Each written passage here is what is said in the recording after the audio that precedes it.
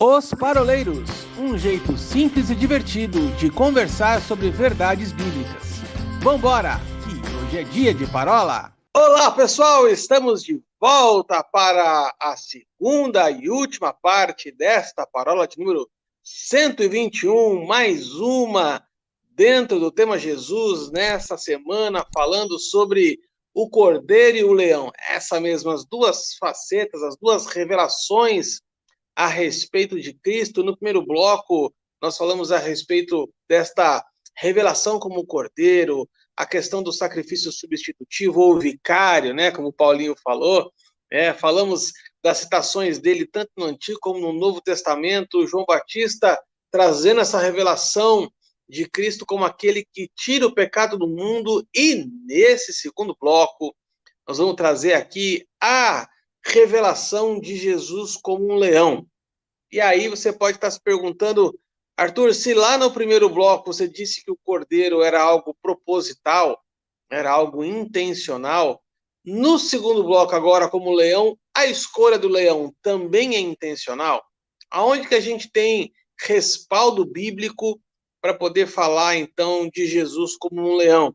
E aí eu sei que o Sinho, num determinado momento, assim como ele fez no primeiro bloco, quando ele falou sobre a questão da personalidade, a questão do temperamento manso do cordeiro, agora ele vai colocar suas garras de fora e vai trazer os seus dentes afiados com coragem e ousadia e vai dizer assim, por que Jesus ele veio como um leão? E aí tem aquela frase famosa que a gente já pesquisou, já olhou, já ouviu, né? Jesus morreu como um cordeiro, mas ressuscitou como um leão.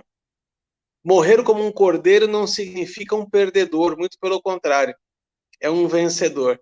E ele só pôde se levantar como um leão, como autoridade, como um rei, porque o cordeiro fez aquilo que cabia a ele. Então, nós vamos pegar a primeira referência de Jesus como leão, e eu vou fazer uma ponte aqui entre dois textos bíblicos. Apocalipse 5:5 vai falar de Jesus como o leão da tribo de Judá. E aí você vai falar assim, da onde saiu o leão da tribo de Judá? Vou falar para você. O leão da tribo de Judá, esse texto, essa relação de Judá com o leão aconteceu durante a bênção, né? Do pai de Judá. Está lá em Gênesis 49, se você quiser acompanhar e for rápido de endereço aí, Gênesis 49, nós vamos ter essa referência bíblica, Judá, o quarto filho, né? Então, ao longo das bênçãos aqui, ele é citado, então, como o leão. Aqui, ó, versículo Ele é o 8 e 9, leãozinho, né? Judá, isso, olha lá, versículo 9, Judá é leãozinho, da presa subsiste, filho meu, encurva-te e se deita como leão e como leoa, quem o despertará? O leão da tribo de Judá está aqui já citado desde Gênesis 49. E essa revelação ela vem trazendo, aliás, os textos vêm trazendo essa revelação de Jesus como um leão até então finalizar em Apocalipse 5:5. Will, inunde-nos com a sua revelação agora, porque eu sei que você tem um negócio muito top a respeito do leão. Aliás, só uma pergunta, você tem um leão tatuado ou não? Eu? Que história é essa, cara? Esse cara tá Você não ia falar do leão tatuado hoje, não? Eu não sei, que é engraçadão hoje, né? Os ares de Curitiba estão fazendo bem para o nosso Saiu o decano. sol aqui, depois de 45 dias saiu o sol nessa cidade.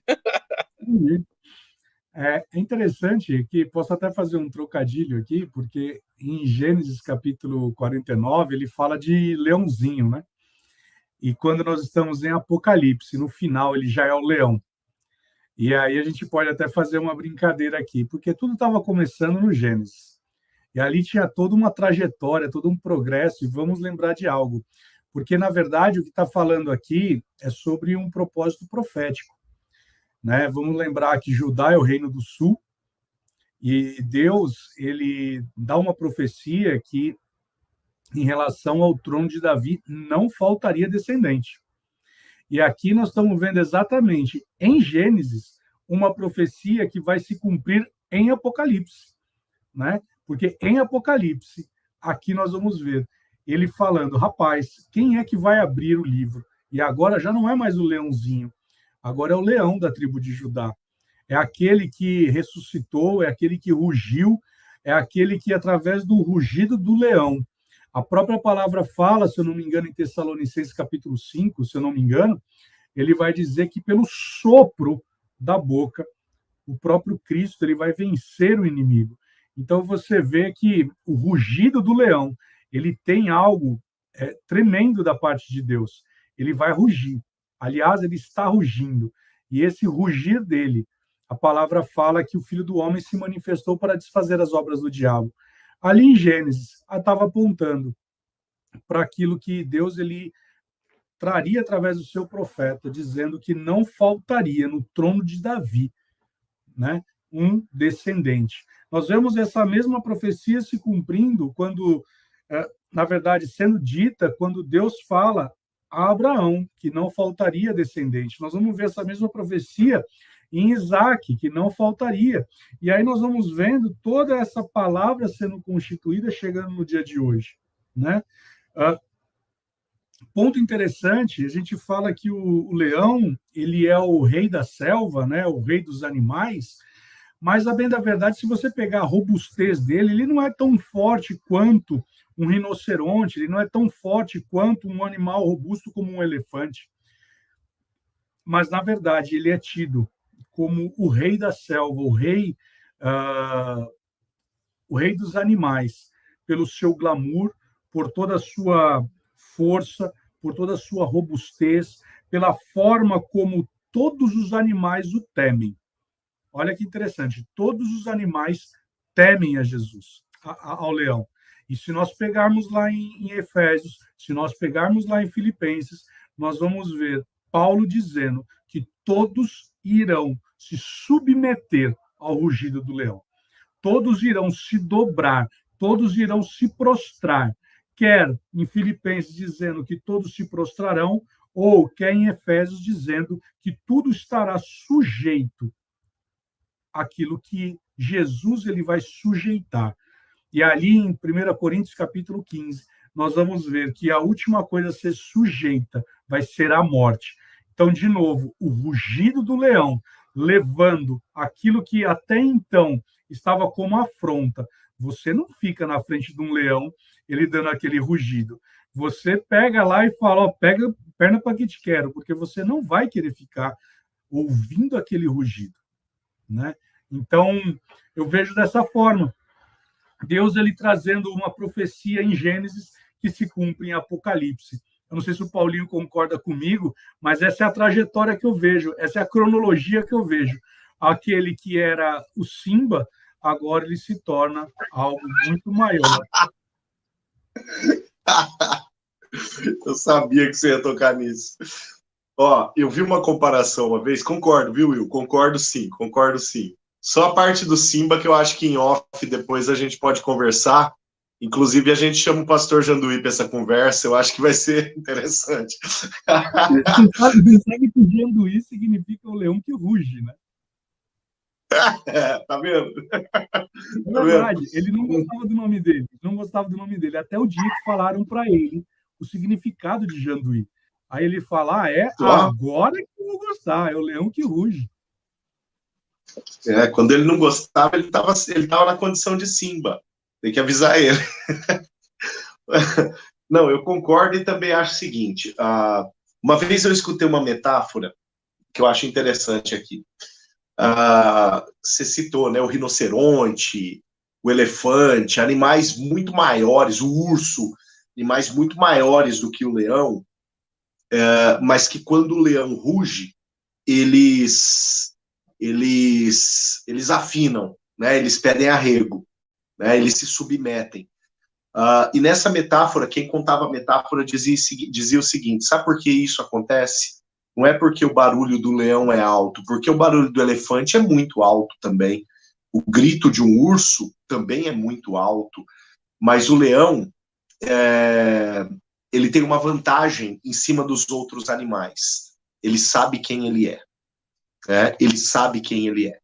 Em Provérbios, capítulo 30, versículo 30, a palavra fala assim, ó, o leão é o mais destemido dos animais. Tem uma tradução que fala o mais forte, né? Mas a tradução mais correta seria o mais destemido. O leão é o mais destemido dentre os animais, né? E isso é uma realidade. O profeta Amós, né, no capítulo 3, ali, não lembro se no verso 7 ou no verso 8, acho que no verso 8, ele diz assim, rugiu o leão, quem não temerá? Né? Então, essa é a condição do leão, que é a condição de coragem e de saber quem ele é. Né? Por ele saber quem ele é que ele fala tão alto. Né? E isso a gente enxerga em Cristo. A própria palavra em Isaías 53, que a gente usou no primeiro bloco para falar do Cordeiro, vai dizer que nele não havia nenhuma formosura. Ou seja, Cristo, ele não tinha em si nada que o configurasse como o rei que ele era prenunciado para tomar esta posição. Né? Como o guerreiro que ele era prenunciado, como o filho de Deus, como o filho do Criador de todas as coisas. Não havia nada que convencesse, né, em Cristo, nada que convencesse que ele era alguém diferente de um homem comum. Né? Ou seja, todas as coisas em Cristo apontavam para ele como um homem comum, como um homem do meio da multidão, como um judeu comum, como qualquer outro. Né? Agora, por que Jesus falava com a autoridade que falava, ao ponto da autoridade dele ser reconhecida pelas multidões, e as multidões dizerem assim, olha, é muito mais legal ouvir esse sujeito do que ouvir os escribas, os fariseus, porque esse fala com autoridade, esse fala com conhecimento de causa. O que é isso? É o rugido do leão. É o leão que ruge, às vezes até perto de animais maiores do que ele, né, levando em consideração aqui, colocando... emparelhando isso com a metáfora que eu acabei de citar, né? Jesus pregando diante de sacerdotes, pregando diante de funcionários da religião, de funcionários do templo, e no meio desse povo surgia por parte dos judeus, dos ouvintes, esse significado. Esse cara fala com autoridade. Ou seja, esse ruge alto, mais alto do que esses ursões aí, mais alto do que esses rinocerontões aí, né? Mais alto do que esses gigantes aí. Esse ruge alto, esse tem essa autoridade. Jesus sabia quem ele era. Então a característica de leão, né, de coragem e identidade, estava em Cristo. Agora, um outro detalhe da coragem está na própria obediência mediante a ameaça da cruz, né? A coragem do Getsemane, a coragem daquela frase que a gente ama, uma frase de extrema obediência, né? Se possível, passe de mim esse cálice, contudo, faça-se a tua vontade e não a minha. Né? Essa coragem, a coragem de não dar para trás quando a ameaça da cruz se torna cada vez mais próxima, cada vez mais real, né? A coragem de não tomar uma posição humana, né, e humanista ali, ao ponto de dizer assim, não, esse negócio vai doer, não, essa brincadeira foi longe demais, não, isso daqui se tornou muito sério, não, isso daqui chegou no meu limite, né? A coragem de alguém que não impõe para si limites. E onde que Cristo, aonde que Deus, melhor dizendo, diferencia-se de nós? Nós enxergamos limites nas circunstâncias, e os limites eles determinam até onde vai a nossa coragem, né? Até onde as decisões que nós temos que tomar, elas são sensatas, e a partir de que ponto elas deixam de ser sensatas porque desafiam os próprios limites, sejam nossos, sejam da natureza, seja do que for, né?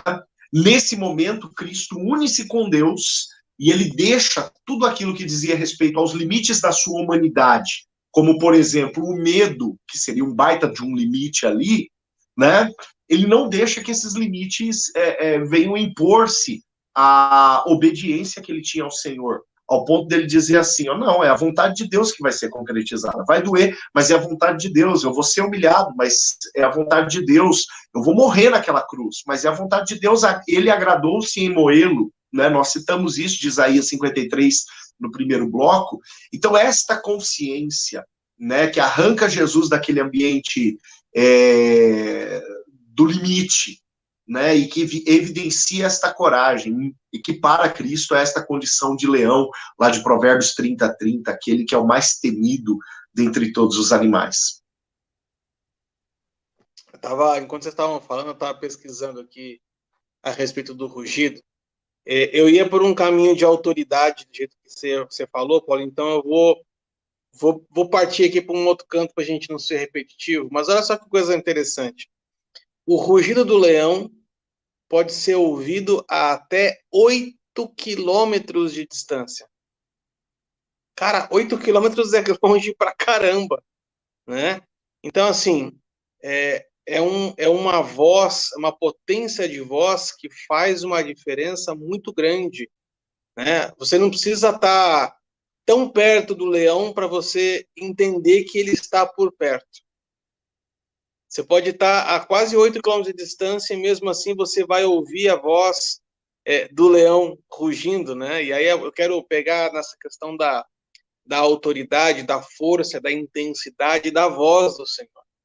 Ela vai falar que a voz do Senhor é como uma voz de muitas águas. A voz do Senhor é aquela que despedaça os cedros do Líbano. A voz do Senhor é aquela que faz o chão tremer. Aonde a voz do Senhor se faz presente, nada mais permanece igual. Né? Quando o rugido do leão chega, a selva inteira balança. Todo mundo sabe onde ele está, para onde ele está indo.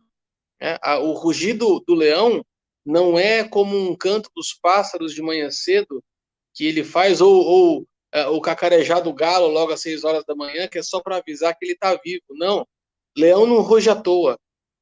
Leão não faz barulho à toa.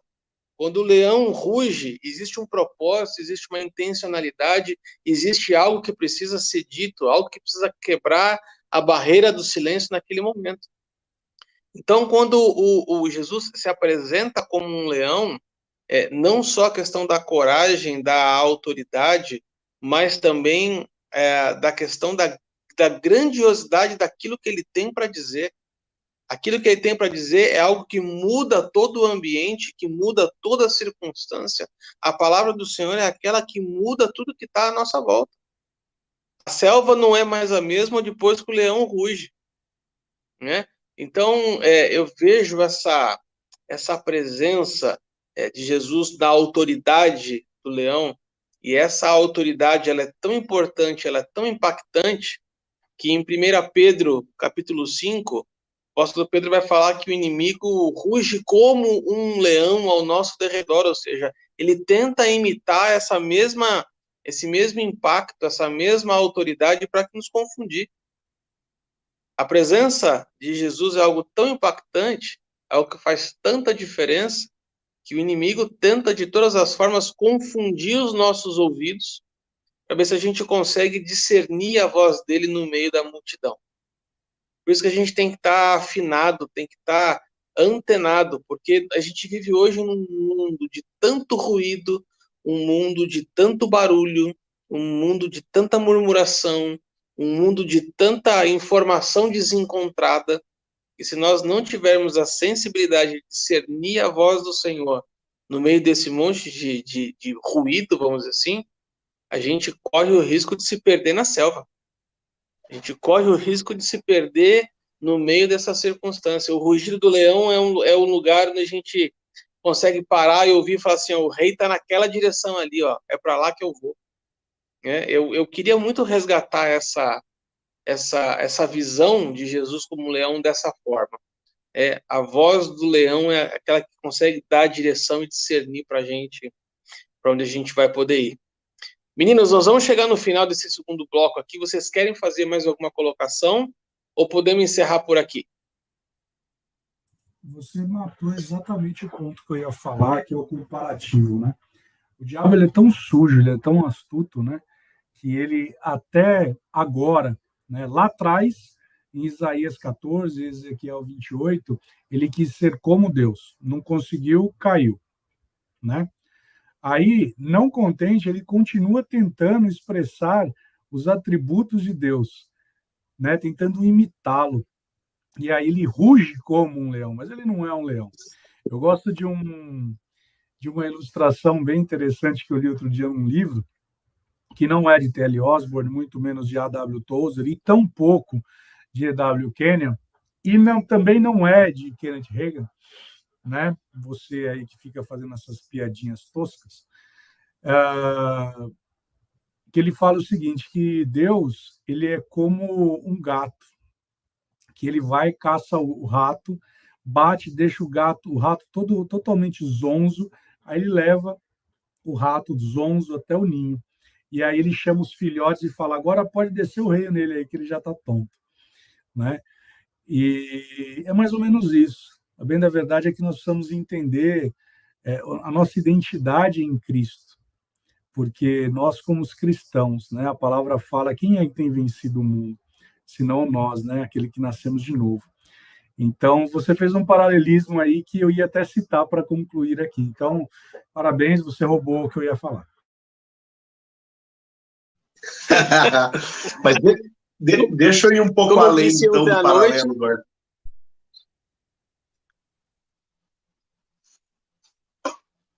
Tá fechado seu microfone. Você fechou o seu microfone. Como eu disse ontem na celebração de multiplicação aqui, há um só Espírito. Então, tá tudo certo. Aleluia. Mas olha só, deixa aí então um pouquinho além do paralelo, né? A palavra que o Arthur usou, né, e que, assim, de maneira muito audaz, roubou do Wilsinho, antecipou-se a nossa mente brilhante, né? Mas a palavra fala que Satanás, ele tenta imitar. Agora, Satanás, ele é desautorizado pelo Senhor a imitá-lo. Agora, tem um povo que é autorizado e até encorajado a imitar o Senhor. O Arthur já lembrou bem o apóstolo Paulo falando, sejam meus imitadores. O Wilsinho falou isso, né? Sejam meus imitadores. Eu pensei que ia roubar também a minha citação. Não. Roubar a citação, não. Agora até a citação. Tá certo. Não. Olha lá, pronto, fugiu de novo. Não, tô sendo justo aqui, tô corrigindo isso, tô dando destaque, inclusive. Olha só, aquela lembrança exímia do nosso mente brilhante, quando ele cita Paulo de uma maneira assim, mais paulina do que o próprio Paulo, né? Dizendo, sejam meus imitadores, porque eu imito a Cristo, tá bom assim? Agora, olha só, pronto, né? Passando pano. Satanás, ele não tem essa autoridade de imitar a Deus. Agora, a palavra fala, em Provérbios capítulo 28, versículo 1, que o ímpio foge sem ter alguém que o persiga, mas o justo é destemido e ousado como um leão, né? Olha, eu e você, sendo autorizados pelo Senhor a exercermos uma caminhada ousada, como foi Tava aí? Olha lá. O Arthur já estava com ele separado. Olha lá, Will. Tá vendo? Ó, ele já ia roubar o meu também. Esse garoto tá muito trombadinha hoje. Estamos assistindo. Vamos lembrar o João 10:10? O ladrão, ele veio para roubar, matar e destruir. Mas o Arthur... Veio para quebrar o barato da gente, o Arthur. Mas olha o que essa passagem diz.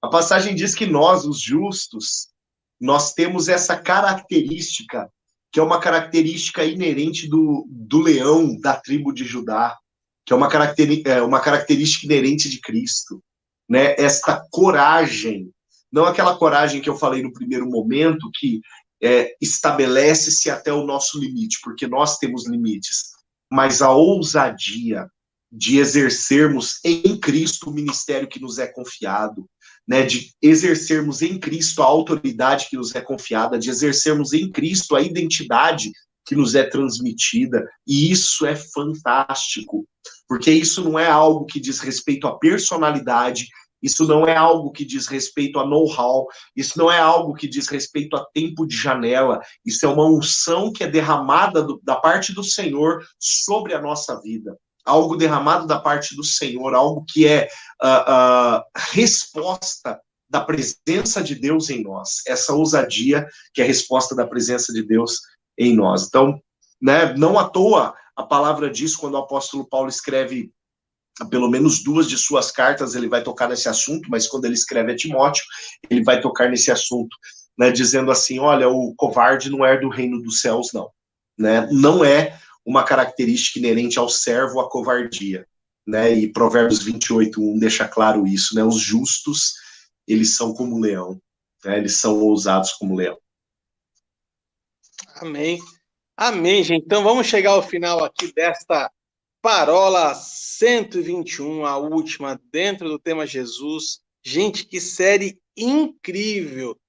Que série de 10 parolas incríveis. Se você não acompanhou desde a primeira, eu quero deixar aqui o desafio para você pegar desde a primeira parola, que é assim, ele é desde o princípio. Nós vamos falar da genealogia de Jesus, nós vamos falar do poder do nome de Jesus, nós vamos falar para que se cumprisse, falar das profecias. Gente, uma série fantástica que eu quero realmente desafiar você, encorajar você a estar assistindo. Então você já sabe, deixa o seu like aqui nesse vídeo, compartilha ele com seus contatos. Estamos no Facebook, no Instagram, no YouTube e também no Spotify e no Deezer, para você que gosta de formato de podcast. Enquanto penteia a sua juba de manhã cedo, porque o cabelo acordou todo assim. Um grande abraço para você, fiquem com Deus e até a próxima. Tchau, tchau.